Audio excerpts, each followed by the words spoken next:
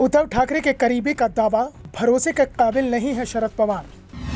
Maharashtra MVA में हलचल, पवार और कांग्रेस नाराज।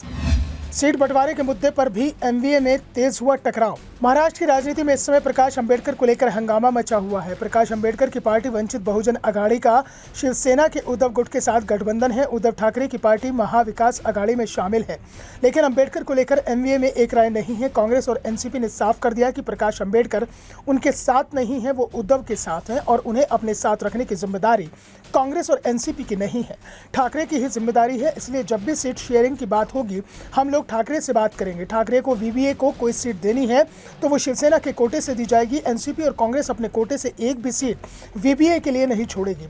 साफ है कि वीवीए ठाकरे गुट पर बोझ बनता हुआ दिखाई दे रहा है। महाराष्ट्र में वीवीए के पास 2% के करीब वोट माना जाता है और जहां मुकाबला आमने सामने का हो वहां ये वोट बहुत मायने रखता है। लेकिन वीवीए को लेकर शरद पवार का रुख बेहद सख्त बना हुआ है, तो दूसरी ओर प्रकाश अंबेडकर भी शरद पवार पर निशाना साधते रहे हैं। प्रकाश अंबेडकर ने सीधे तौर पर शरद पवार की विश्वसनीयता पर सवाल उठाते हुए कहा कि महाविकास अघाड़ी के उद्धव ठाकरे के अलावा कांग्रेस और एनसीपी भरोसे के लायक नहीं है। ये कभी भी शिवसेना को आगे नहीं बढ़ने देंगे।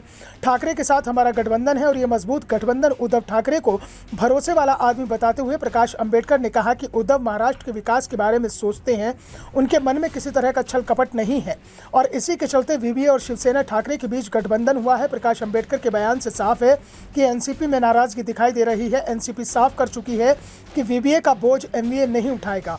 वो एमवीए में शामिल भी नहीं है। एमवीए में सिर्फ 3 पार्टी शामिल है, कांग्रेस, एनसीपी और शिवसेना ठाकरे गुट। अगर इनमें से कोई भी पार्टी किसी और से गठबंधन करती है तो इसे एमवीए का गठबंधन नहीं माना जा सकता है। जबकि तीनों ही दल इस गठबंधन को लेकर रजामंदी ना दे, तब तक चौथी पार्टी को एमवीए में प्रवेश नहीं दिया जाएगा। इस बीच प्रकाश अंबेडकर ने राज्य में खराब होती कानून व्यवस्था की स्थिति पर भी सवाल किया। ठाकरे ने कहा कि भविष्य में और भी बहुत कुछ किया जाएगा। यहाँ सांप्रदायिक तनाव पैदा किया जा रहा है। सांप्रदायिक सद्भाव बनाए रखने के साथ ही कर्नाटक जैसे ही सत्ता में परिवर्तन भी हो सकता है।